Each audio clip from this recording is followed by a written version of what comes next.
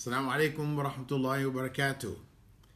This is the 9th episode of our series, Getting the Best Out of Ramadan.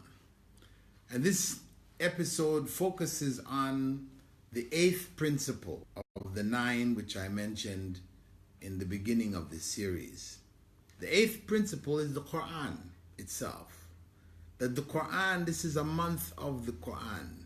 You know, Allah describes this month as Shahr Ramadan alladhi unzila fihi al-Quran, the month of Ramadan in which the Quran was revealed. Allah chose this month for fasting. He connected the month with the Quran. So, traditionally Muslims have read the Quran through this month. You know, if they don't read it the rest of the year, at least in this month they try to read the whole Quran. But the problem is that they are not reading it with understanding. So though we have billions reading the Quran, most of them don't know what the Quran actually says. So what is the value of that reading? This is what we have to ask ourselves. Islam does not ask us to do things which go against common sense, which are illogical, are pointless.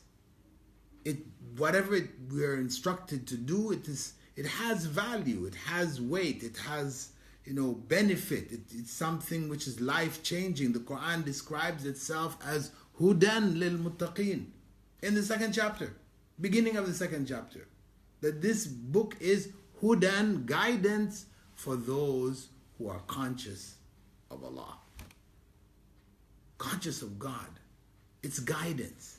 So if we're reading texts and we don't know what the texts say, where does the guidance come from? Of course, people are thinking, this is like a magical book, a miraculous book. Yes, it is miraculous.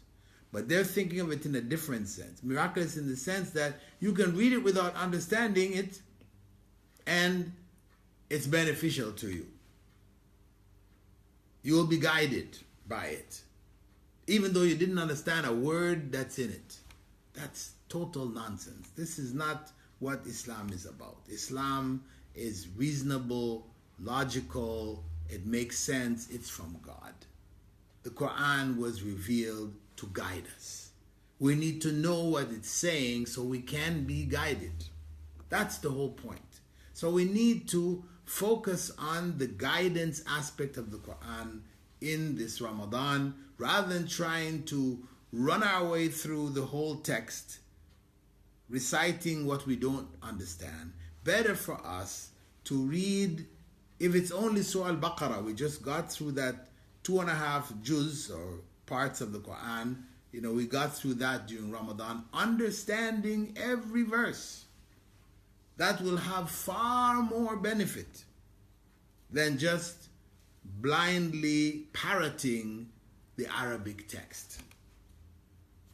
I'm not saying give up the Arabic. Read the Arabic because the Quran is revealed in that, but at the same time read its translation to make sure that you understand what it is Allah is saying. The more you read them together, the more you will get a feel for what the Quran is saying.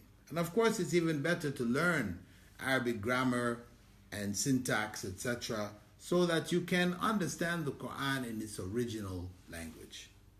But beware, as Allah said, أَفَلَا يَتَدَبَّرُونَ الْقُرْآنَ, will they not reflect on the meanings of the Quran?